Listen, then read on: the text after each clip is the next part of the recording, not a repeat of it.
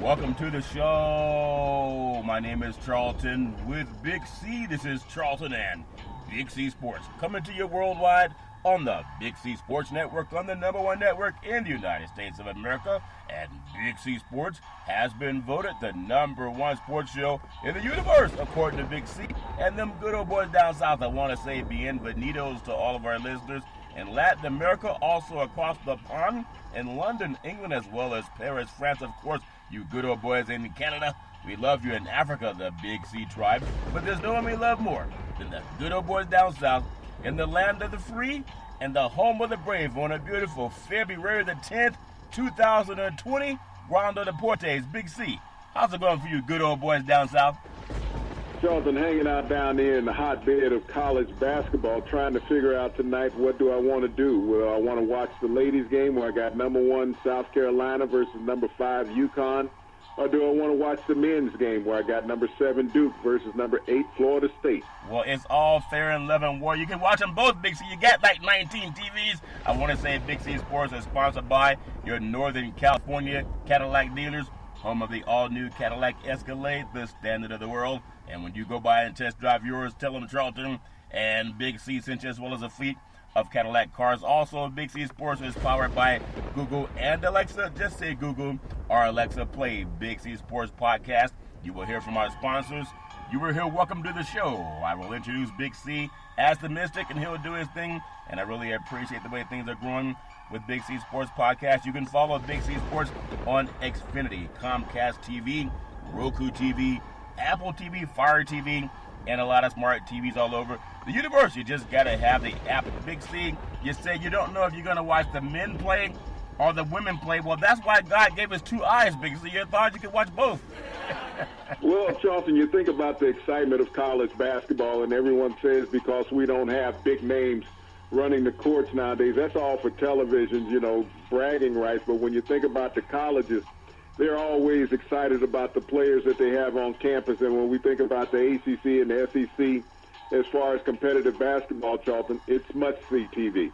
It's always must-see TV. We love having the chance to see our young men and women compete and get a great education. I want to make sure we take care of our military veterans. We know everybody loves watching the game and can't wait to see who's going to win the game. But I also want to make sure we give out our Veterans Crisis Hotline. And they have people who are experienced in helping veterans and their loved ones. 800-273-8255. That's 800-273-8255. Or you can text 838-255. That's 838-255 and get some help. If you're online, just go to veteranscrisisline.net. That's veteranscrisisline.net, and you can get some help. Big C, why is that so important to you? Well, Charlton, we think about the number of people who struggle every day in America with mental disorders. I won't call it mental illness. It's just a mental disorder. And we have to find a way to stem the tide of the horrific disease that comes along with that called suicide, whether it's in our military or whether it's in our private citizens. So many of our young people have turned to that plight also, Charlton, unfortunately, in America. And we need to find a way to get them access to people who that they can talk to and not be judgmental of them. Yep. They need access to cell phones. They need access to landline phones to be able to make that communication happen, Charlton. So, as every station, regardless whether it's on the air, radio, or television-wise, Charlton, needs to find a way to give out the National Suicide Prevention Hotline number, Charlton, to help save American lives. It does save lives. 800-273-8255. That's 800-273-8255, or you can text 838-255. That's 838-255 and get some help. If you're online, you can chat online at veteranscrisisline.net. That's veteranscrisisline.net and get some help. We really appreciate making sure that all of our veterans are having people look after them. I really love that part where we just pay homage to people and not just give them our thoughts and prayers, but give them a phone number. They can pick up the phone and they can call, or they can text, or they can go online. I also want to just mention, as we do e-commerce, Big C, the Big C team is launching a real estate TV channel spring of 2020. The goal is to recruit 100 real estate brokers, put their property listings on TV, and that way you have a better chance of letting the universe know that you have properties for sale. Really looking forward to that coming up in the spring of 2020. Big C, is so much happening in the world of sports, but I love the fight business. And I know we had the Oscars, we had the XFL football, but what I was really looking forward to was that UFC match down and I mean it was really, when you think about UFC fighting, it fights all over the world now. Sometimes you don't even know where they're fighting, but I know it was a lot of questions about who won, whether John Jones actually won. That's 14 most wins in title fights, 14. And so George St. Pierre has 13 in title fights, and Demetrius Johnson has 12. The thing I noticed about that is every one of these guys, their fights come to an end. That string of unbeaten fights come to an end. And then Dominic Reyes, they're disputing what happened because they don't believe that the judges got it right. Well, last I know, you got to really knock out the champion to win. Big C, your thoughts?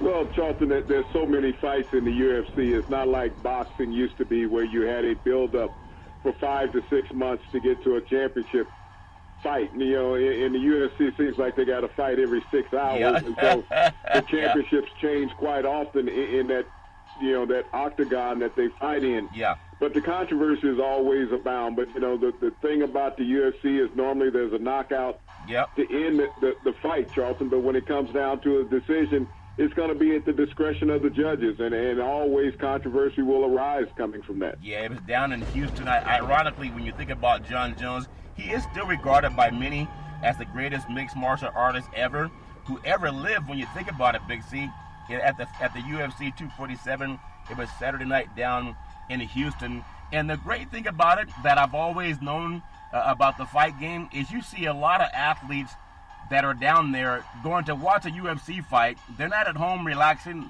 and they're not at some club because that's foolish for a lot of guys. But even a lot of heavy names, I said big names. Russell Westbrook was there, and there's also J.J. Watt. He was there. A lot of the Houston Texans, Deshaun Watson was there. What is it about football players that can draw them to this UFC? Because they used to only see them at the big fights like Tyson or Holyfield, or of course Muhammad Ali. Big C, your thoughts? Well, those are the big fights now because they're so frequent, and when they're in your city and you're in the off season, Charlton, you're looking for some excitement, and that's what athletes do as well as entertainers. They gravitate to these arenas to watch the excitement of the UFC. Yeah, well, I know judges have their own way of looking at things, and when I think about it, you have a unanimous decision. It was 48-47. 48-47, and then 49-46. That guy must have been asleep, Big C. And a lot of people were booing, etc.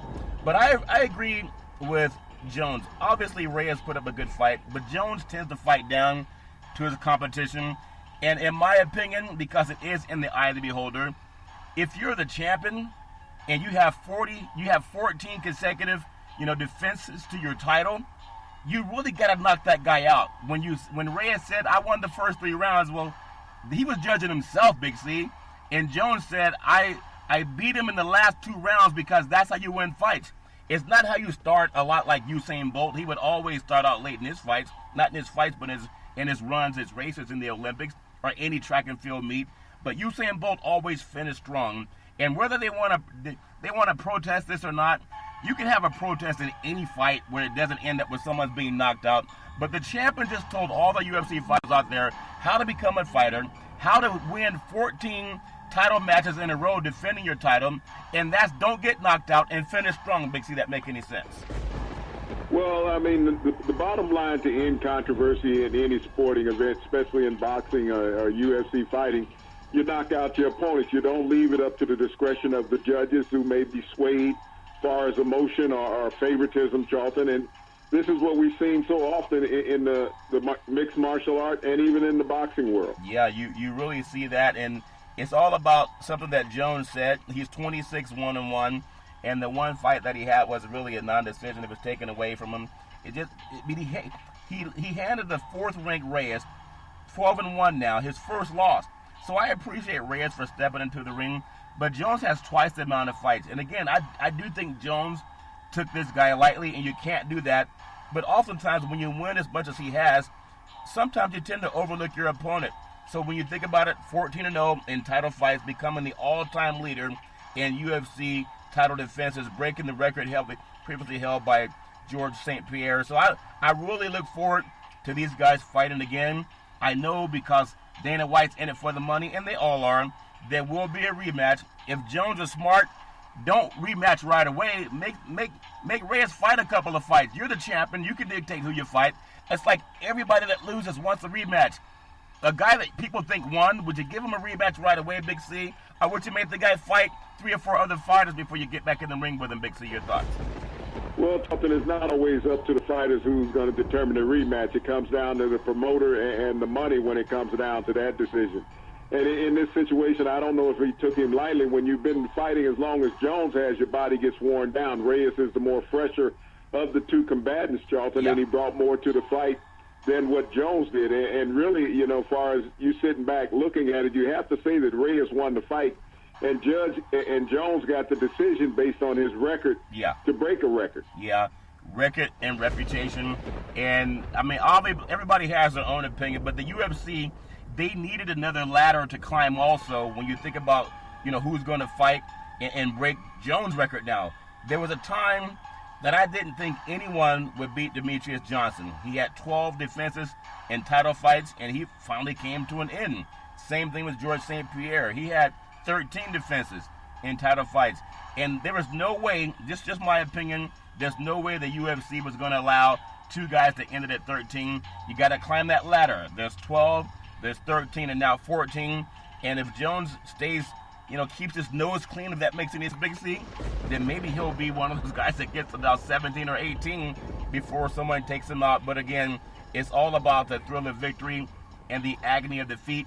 And I love the fact that no matter what people say about UFC, no matter what people say about how barbaric this fight game is, it is something that every tough guy on a football, in a football uniform, or on a basketball court, or even baseball diamond where they charge the mound and want to fight sometime, when you see these guys fight and you're in your ring side and court side, you realize it's not about ego, it's about skill. They have tremendous fight skills, Big C. Your thoughts? Well, it's tremendous fight skills and determination, and there's so many styles of mixed martial arts that they go into the arena with, Charlton. So no 2 combatants are the same. You have to learn how to defend each challenger differently when you go into that arena, but it is as barbaric and chaotic as you ever want to see in hand-to-hand combat. Yeah, it really is. So again, congratulations to Jones. I know the most egregious fight I ever saw was Manny Pacquiao when he fought in the Land Down Under, and they gave it to Horn, I believe.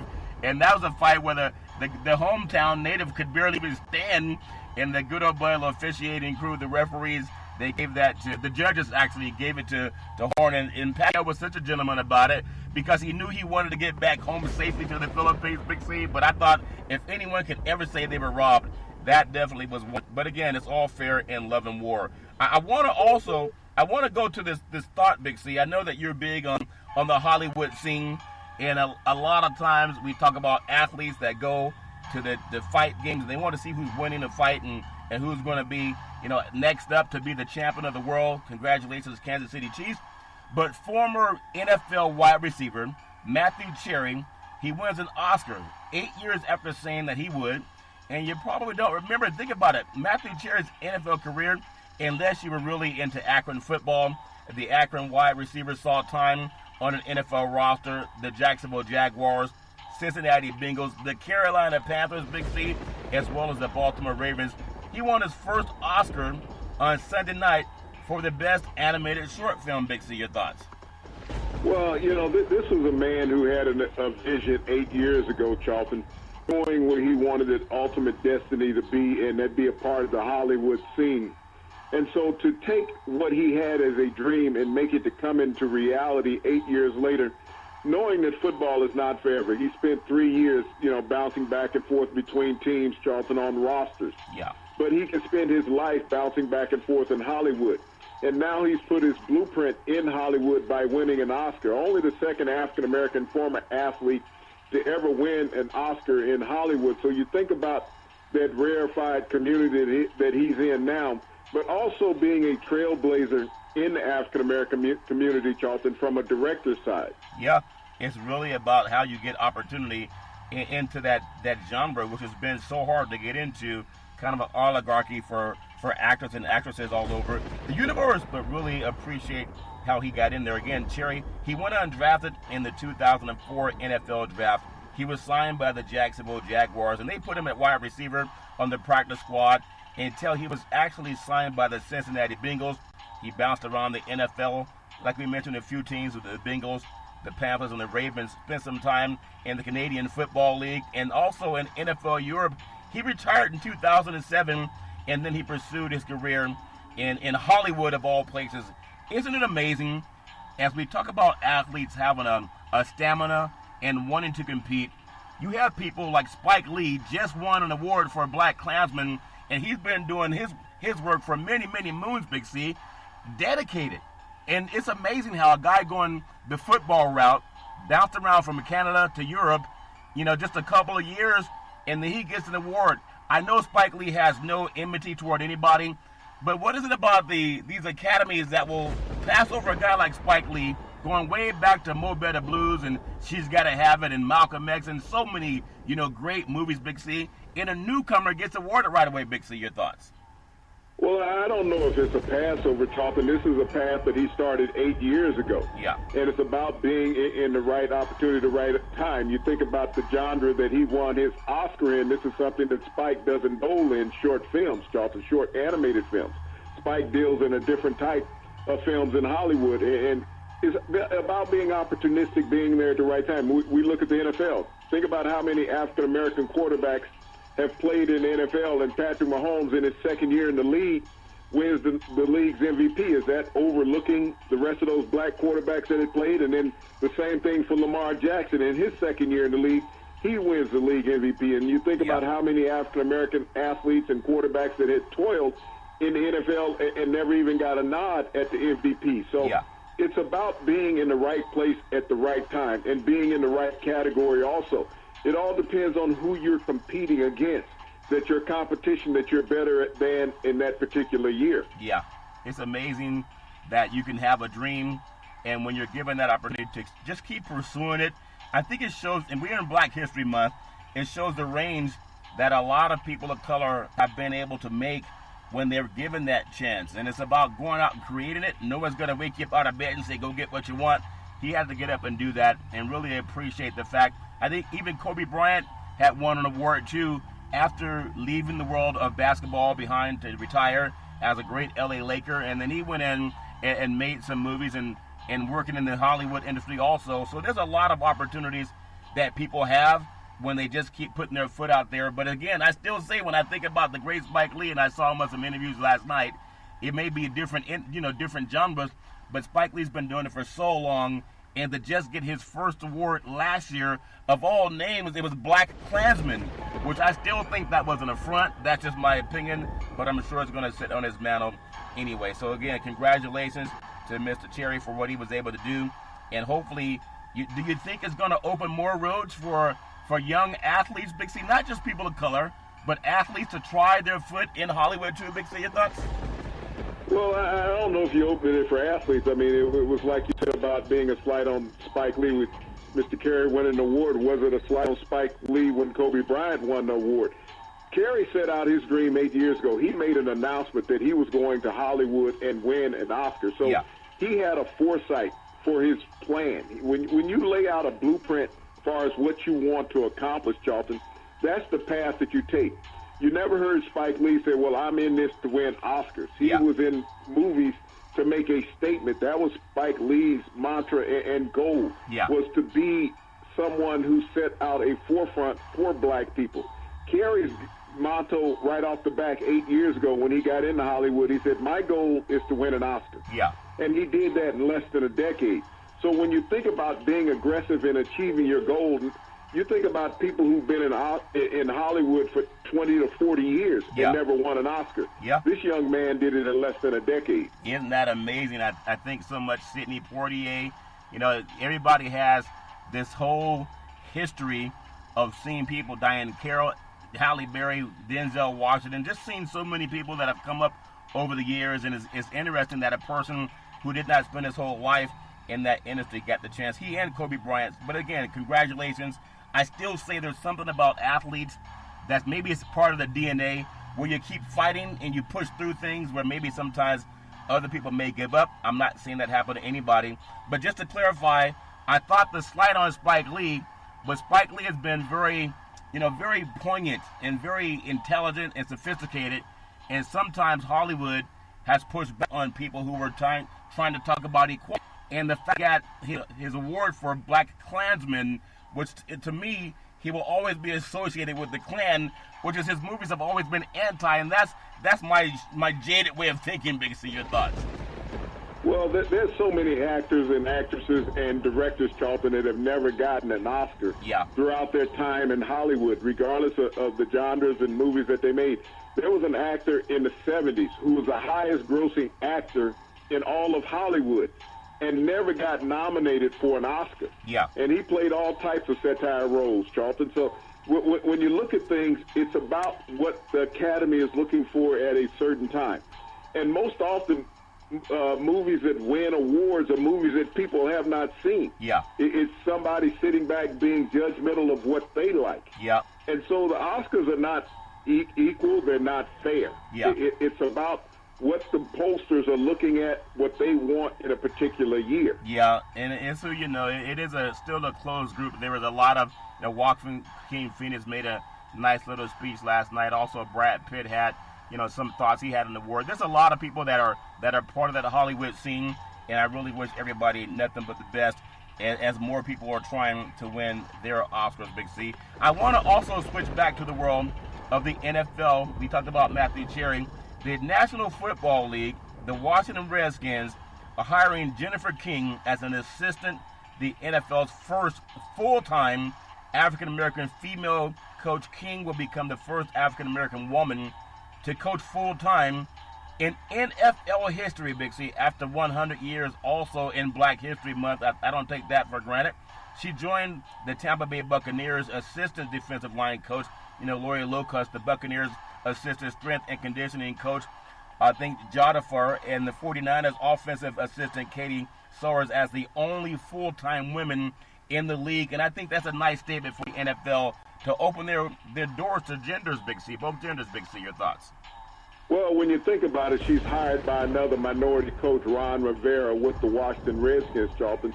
And she served her dues. She's worked in the AAF. She was in that defunct league, Charlton. She's also been an assistant with Carolina with Ron Rivera before, but she was also an offense assistant last year in college football at Cornell University, and they won the Ivy League championship, Charlton. So she comes with a pedigree and an experience. She's not just somebody that's there for a photo op, Charlton. She's very knowledgeable offensively about football, putting down the X's and O's, and I think that men in professional football as well as college football, Charlton, have become more acceptable of what anybody can bring to the table, because the game has been toned down from that violence perspective, and it's more about execution.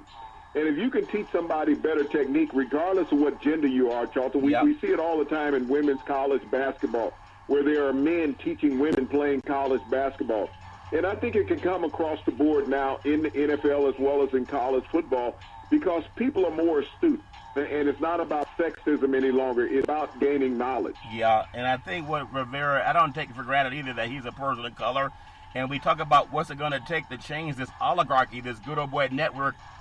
And we even mentioned that the athletic director for Ohio State, I believe Gene Smith, and also Lynn Swann was the athletic director at USC. They didn't hire black men. Maybe they interviewed some, but it could have been, a secret. T. Martin was on the staff many times with USC and still did not get offered a head coaching job, even though he helped them win a Rose Bowl. But what I love about what Coach Rivera said, Big C, he said that her familiarity with our expectations as a coach and my firsthand knowledge of her work ethic and preparation were big factors in bringing her to the Redskins. He didn't do it just because she's female. He did it because she has the same things that he looked for in a male candidate. But isn't it ironic that it did take a man of color to do it, Big C? Your thoughts? Well, no, when he says familiarity, Charlton, it's because she has worked for him for 3 years in the past. Yeah. That's the familiarity that he has with her. So this is not her first go-around with Ron Rivera. She worked for him on the Carolina Panthers staff. She just was not a full-time coach. She left there, Charlton, going to the AF, and when that league was defunct, then she went to Cornell University, where she became a full-time office assistant there. He saw the growth of her in her 3 different job roles that she had with Carolina, in the Arena Football League, Charlton, in Arizona, as was Cornell University. And he knew that it was time with his new move to Washington, D.C., to bring her in and make that staff more diverse. Yeah, it's all a part of the opportunities, and I just want to make sure that, especially with Black History Month, that we acknowledge that. Also, in just doing some thinking, just paying attention also. This happened a couple of years ago, as we talk about the first full-time coach. NFL, it was back in 2014, they named Jocelyn Moore the first black female executive vice president for communications and PR, and that happened. I mean, things happen in the NFL, but sometimes it's not really, world-class news, but she was an NFL executive who was making a career crossover and jump of sorts, you could call it that, but she was introduced to this blogger at the NFL annual meeting. It was back in 2017, so we're going on 3 years, and the woman with the winning personality and in the good handshake, she was there, wasn't intimidated, and so that gave her opportunities too. But it's a lot like the movie Hidden Figures with the space exploration, and oftentimes there are people who get in, but it's not a mainstream story other than maybe 20 seconds. So I'm really appreciate the fact that we're seeing, more people of color and even women who are getting that opportunity, and I hope they're given the chance to succeed and fail, and not just to succeed or out. Big C, your thoughts? Well, I look at it as not getting opportunity. I look at it as just the evolution of everything. It's like in the NFL, why does a black quarterback have to be called a black quarterback? He just can't be called a quarterback. He has to have a different mantra on him versus everybody else, as well as in the NFL office. If you look at the NFL hierarchy in the NFL office in New York, it's about 45% African-American in the NFL head office in New York that's working under Roger Goodell, the commissioner. Yeah. So it's been a long, diverse situation there. When we think about the NFLPA president, that's been African-American, Charlton, since the 70s. So when we think about African-American leadership in the NFL and executive involvement, it's been there since the 70s at a high level and a high percentage. Yeah, it's always good to toot your horn too, but it just hasn't been blasted out. It hasn't been a mainstream story as much as it should, and I love bringing it up on Big C Sports. We'll see a lot more things change in the world of sports for men and women and people of color, and I want to talk about in the second half something that I think is important, as we cover about the Rooney Rule and some other issues too. We talk about how people get opportunity. It's the same at the college level. If you don't have people saying, wait a minute, you got to blow the horn to let people know that you want some attention paid to it. I love blowing that horn. Doesn't mean we're right or wrong, but if we don't blow the horn, we can't keep sitting back waiting for mainstream to do it, because sometimes they're not going to do it if they don't know what's really going on, and I don't want to sound naive. I'm going to take the Big C timeout, also known as the Big C pause. We'll come back in just a moment and talk about some more sports on the other side.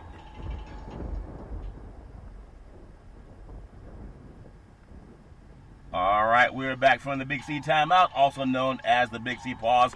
You can follow Big C Sports 24 hours a day on the #1 sports show in the universe, Big C Sports Podcast on iHeartRadio Podcast. You can follow Big C Sports on Apple Podcast. You can follow Big C Sports on Google Podcast. You can follow Big C Sports on Speaker.com. And the app that I really love is by Google and Alexa. Just say Google or Alexa, play Big C Sports Podcast. You will hear from our sponsors. You will hear welcome to the show. I will introduce Big C as the Mystic, and he'll do his thing. And I really appreciate the way things are growing with Big C Sports Podcast. You can follow Big C Sports on Xfinity, Comcast TV, Roku TV, Apple TV, Fire TV, and a lot of smart TVs all over the universe. Big C, I want to just get into, just real quick, because I know it's a new league and people are still trying to find out, if it's going to succeed or not. I believe that the XFL will succeed, and something they've already done in starting out is what the NFL is still struggling with. And I know everybody has their own opinion about how long, things take. But of the coaches, the head coaches of this 8-team league, 3 happen to be African American, and I think that's a start. I think it's a progress, and it hasn't cost any Caucasian men a job. They still have opportunities for other positions like assistant coaches, offensive, defensive coordinators. What can the NFL learn from what the XFL has done? Because it makes a difference, Big C, in my opinion. Your thoughts? Well, the NFL is not going to learn anything from a coaching perspective, Charlton. The NFL has always been what they are. And when everyone wants to think about the Rooney Rule and opportunities for African-American coaches, Charlton, the NFL is like any corporation. You're not going to go tell corporate America that you have to hire a certain percentage of African-Americans. It's just not going to work that way. That's what the NFL is. The NFL is corporate America. Yeah. And if people want to get hurting up in their feelings about the lack of African-American coaches in the NFL, it is what it is. It's like any other corporation that's run by white America. White America's going to hire white America to fulfill those positions. When you look at baseball, and you look at every baseball team, and all of them have 25 players on the active roster, the last 5 guys on every active roster in baseball is white, Charlton, because they're not going to pay a black guy to sit down there and make a couple $1 million not playing every day. Yeah. The same thing in the NFL. As you get an owner in the NFL, it's about who he likes. It's not about what public opinion is. It's not about a Rooney Rule. It's not about the commissioner saying we're going to look into it. Because who does the commissioner answer to? He answers to those 32 owners in the NFL. He doesn't answer to the media. He doesn't answer to personal feelings. He answers to 32 guys and say, Roger, this is going to happen. Yeah. This is what you're going to go out there and say. He is a robot for those 32 billionaires. Yeah. And he is not going to give up his position by making too much of a stink by saying we're not hiring enough minorities. Roger Goodell has been aware last decade. Yeah. It's nothing new to him. Yeah. And so when he comes out and makes a statement in the media, it's very well crafted, regardless of whether he uses a teleprompter or not. It's very well crafted. He understands what he's going to say because he was the lawyer for the league prior to becoming the commissioner. Yeah. So you think he's not abreast of law? Oh, yeah. He knows. He's going to keep that $44 million. And whether he's doing a good or bad job, that's in the eye of the beholder. But I do want to ask you this question. When a new league comes out with 8 teams and they have 3 African-American coaches, unless my math is wrong, there's only 3 African-American coaches in the NFL, which has 32 teams. Do you think that's a strategy thing to say, pay attention, that we're at least giving you opportunity? Big C, your thoughts? This new league, Charlton, has 1 owner, okay? Yeah. The NFL has 32 owners. Yeah. That 1 owner, just like in the NFL, those 3 owners that want to have African-American coaches, that's the plight that they chose. Yeah. Just like in the XFL. There's 1 owner of the XFL. He chooses to have 3 owners. So the NFL is not taking notice of certain things that the XFL is doing. Yeah. It is a fledgling league that has some rule nuances that make the game a little bit different. But as far as setting the trend for the NFL, it's not going to do that. There's been 3 other leagues that have tried and failed that have also had averages, head coaches in those leagues, Charlton. But it didn't change the dynamics of the NFL. Yeah, the Good Old Boy Network is alive and kicking, but we'll see if there's a little dent in that kicks. But I still want to ask a couple of questions.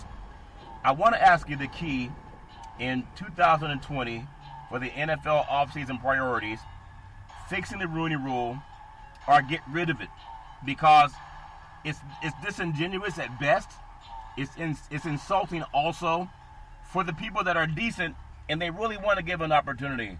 And I know people can talk what they want about Snyder, but he did hire a man of color for the Washington Redskins. At the same time, they're good old boys. They're going to do what they want to do. But I want to get Big C's thoughts and your opinion.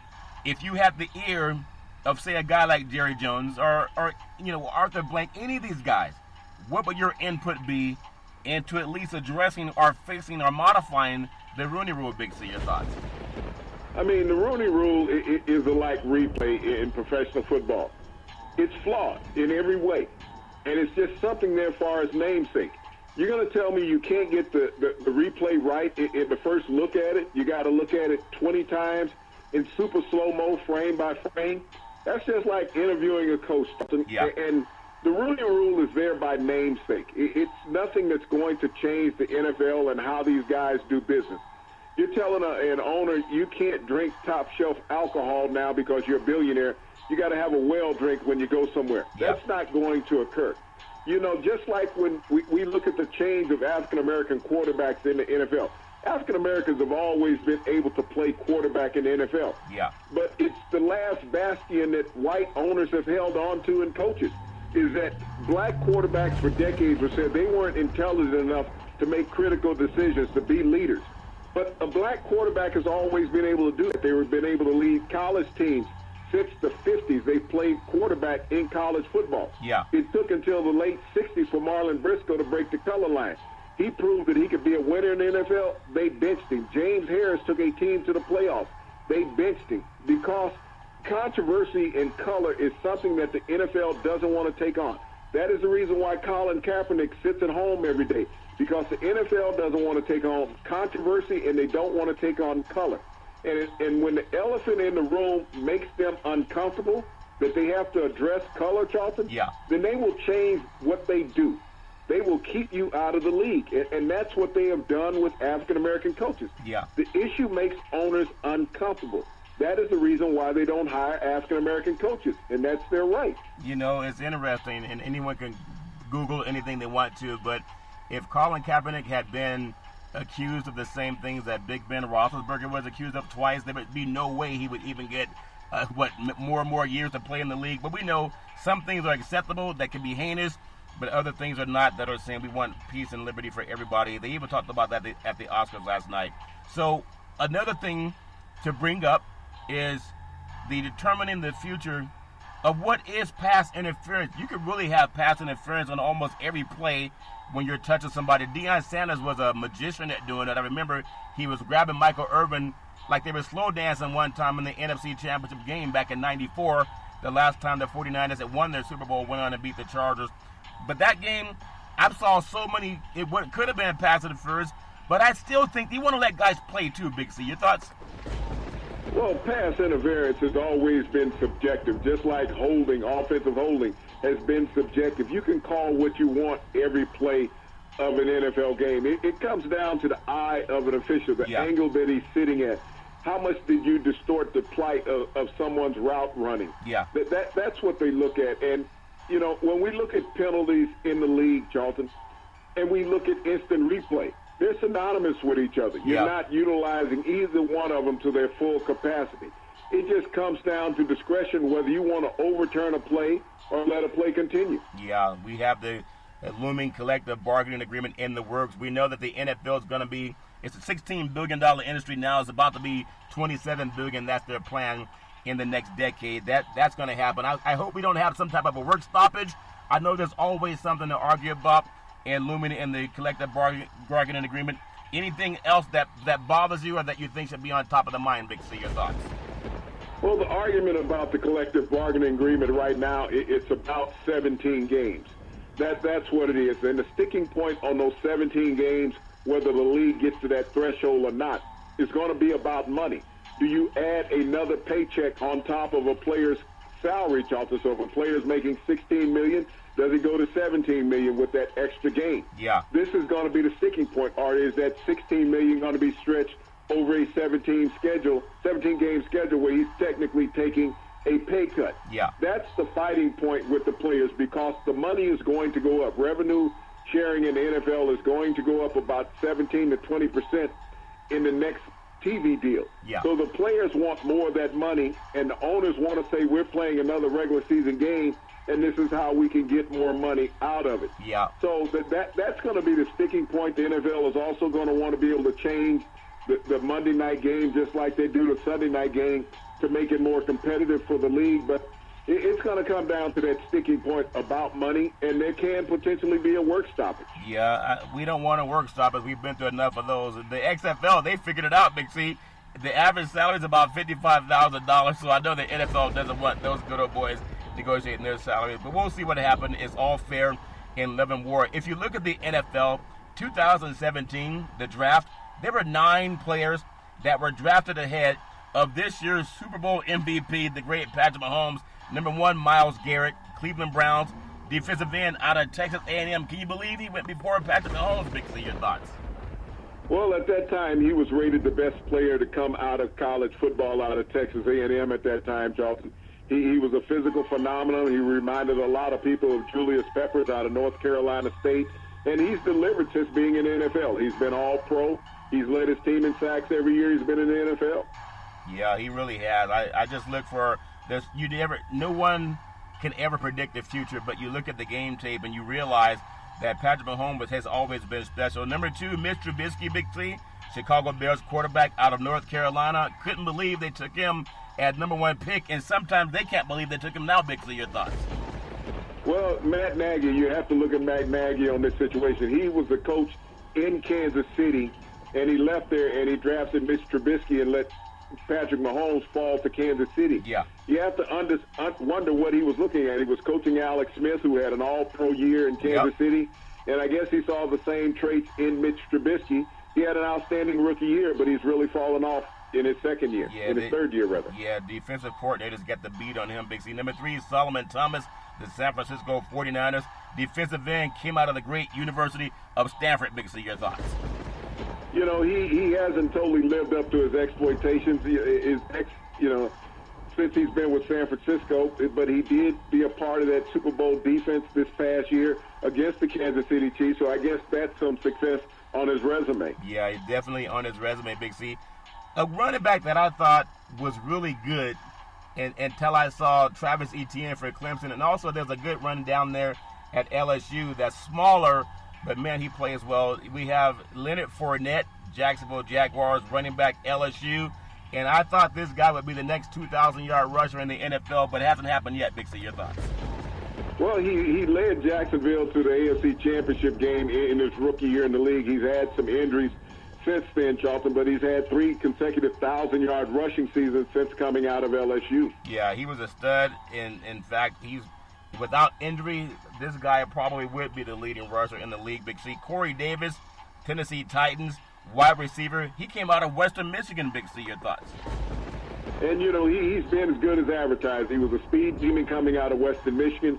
When you look at him in the semifinal round this year against the New England Patriots and against the Kansas City Chiefs, Charlton, he's a big receiver that's delivered, and he's gone over 1,000 yards in the league. Yeah, he's last season. Yeah, he's solid, Big C. Number 6, Jamal Adams, New York Jets. He's a safety, also out of LSU, Baton Rouge, Louisiana. Big C, your thoughts? Well, when you think about the talent in LSU during that draft with Leonard Fournette and Jamal Adams is one of the top safeties in the NFL. He's coveted by all teams, and the New York Jets weren't willing to give him away in a trade, and ironically this offseason, he became the highest paid safety in the NFL. Yeah, he can really bring it too, Big C. Number 7, Mike Williams, Los Angeles Chargers, wide receiver out of Clemson. Big C, your thoughts? And Mike Williams was beset by injuries in his first 2 years. He really stepped out of his shadow this year with the Chargers, teaming up with Keenan Allen down there, going over 1,000 yards for the first time in his career.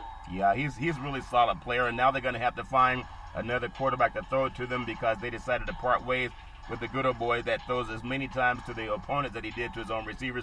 Number 8, the great Christian McCaffrey out of either the Carolina Panthers, also out of the great Stanford University. Big C, your thoughts? The second player to go out of Stanford in the first round of that 2017 draft, Charlton, and he was in the running for the MVP this year, one of the few players to get over 1,000 yards rushing and 1,000 yards receiving in a single season in his NFL career. Yeah, another great player too, John Ross, Cincinnati Bengals, a wide receiver. He came out of Washington. Big C, your thoughts? And Ross has become the leading receiver with the Cincinnati Bengals, back-to-back 1,000-yard seasons, even though he's been plagued by injuries, Charlton, and hasn't had a full season in the NFL, but he's on that breakout level. He really is there. When I think of the 2020 NFL free agent quarterbacks, it's amazing that Dak Prescott is still, you have to wonder, is it live or is it memorized? He keeps hearing how people are saying that maybe he's not the real deal. Dak Prescott, Dallas Cowboys, age 26. Big C, can you still believe a free agent quarterback? Your thoughts? Yeah, I mean, I still think that the Dallas Cowboys are going to franchise Dak Prescott. Well, when you think about everyone saying, well, he should give the team a home team discount. He has saved the Dallas Cowboys over the last 4 years over $100 million in roster money, Charlton, from the quarterback position. So the Dallas Cowboys really shouldn't find a reason not to pay him at least $33 to $35 million this year. Yeah, that's chump change for Jerry Jones. Number 2, Drew Brees, New Orleans Saints. He's 41 years old, Big C. Your thoughts? Well, Drew Brees said, the only team that he'll play for is the New Orleans Saints.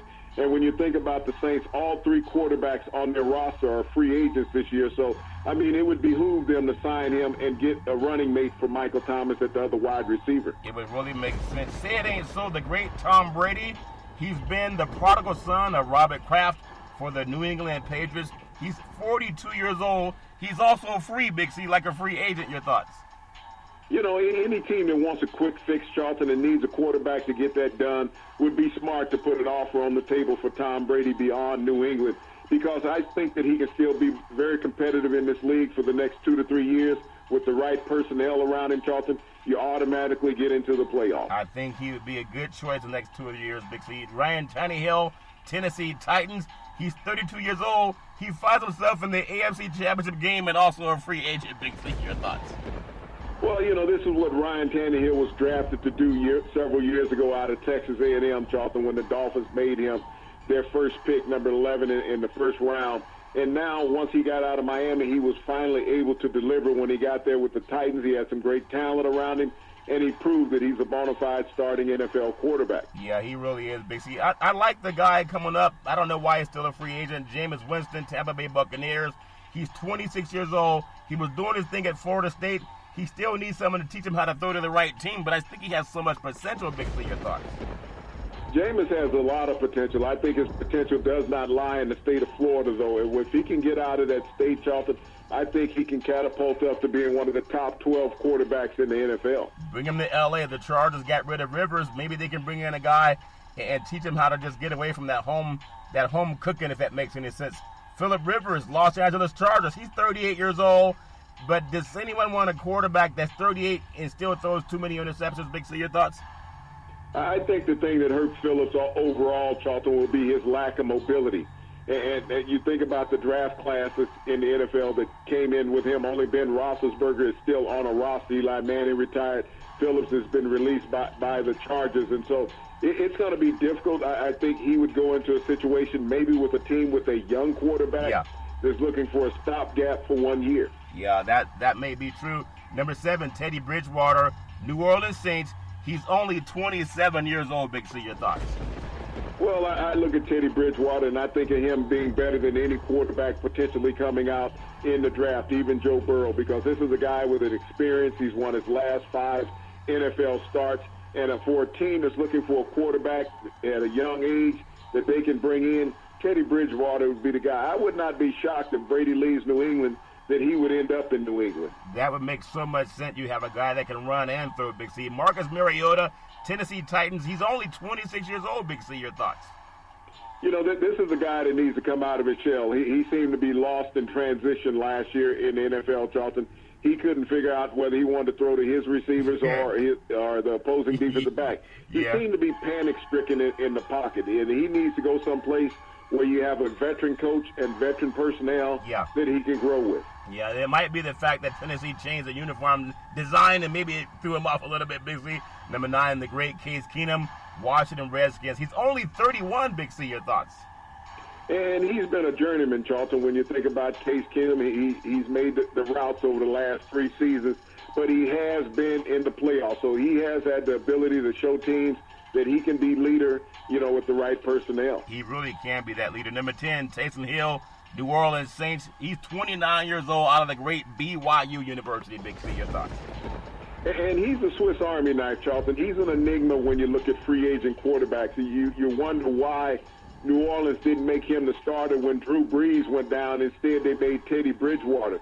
He's a guy that's been more of a gadget quarterback than he would be a starting quarterback in the NFL. And I think he could be one of those guys that can be serviceable, but I don't see him as a full-time NFL starter. Well, it's all fair, love, and war. I really appreciate when guys get the chance to do their thing. You can follow Big C Sports 24 hours a day, 7 days a week on the #1 podcast network in the universe, iHeartRadio Podcast. You can follow Big C Sports on Apple Podcast. You can follow Big C Sports on Google Podcast. The apps that I really love are by Google and Alexa, just say Google or Alexa, play Big C Sports Podcast.